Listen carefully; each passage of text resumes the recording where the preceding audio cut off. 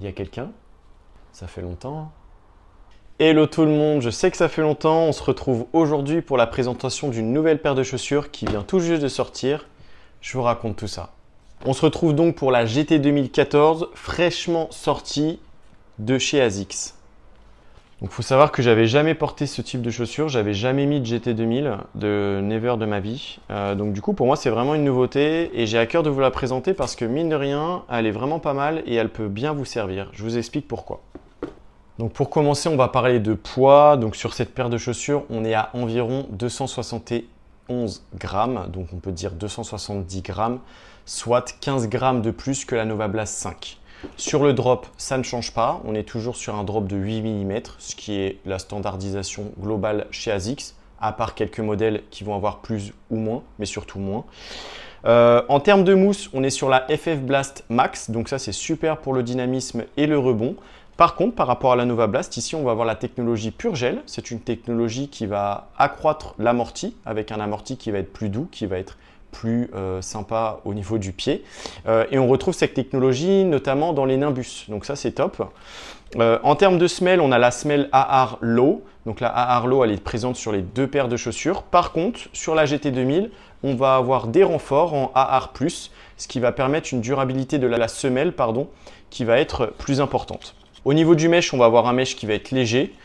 Si on doit comparer à la Nova Blast 5, qui va être un petit peu moins respirant. Et au niveau de la languette, on a une languette qui va avec un maintien asymétrique pour améliorer le confort de la chaussure. On va avoir une stabilité qui va être supérieure sur cette chaussure-là, donc ça c'est vraiment top. On va avoir un amorti qui va être équilibré et du coup on va avoir un très bon maintien de la foulée.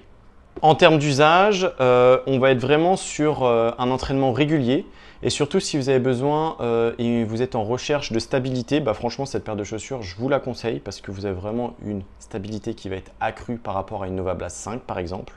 Par contre, comme elle est plus lourde et comme elle est moins dynamique, elle va être moins polyvalente. C'est-à-dire que vous allez pouvoir moins faire de séances avec et on va être vraiment sur un usage de footing ou sortie longue à allure modérée.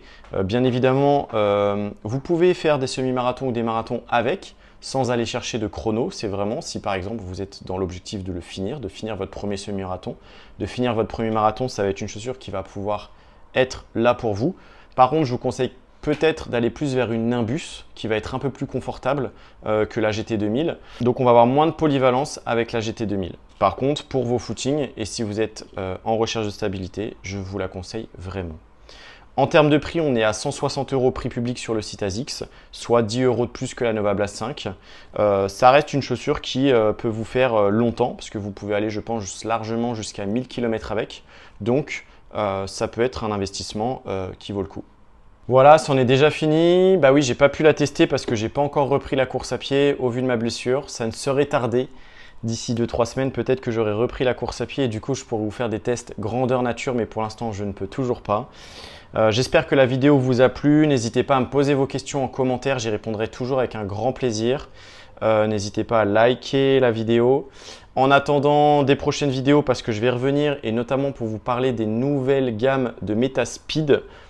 Et en attendant ces vidéos-là, n'hésitez pas à me suivre sur les autres réseaux sociaux, notamment sur Instagram où je suis le plus actif. Ciao, ciao!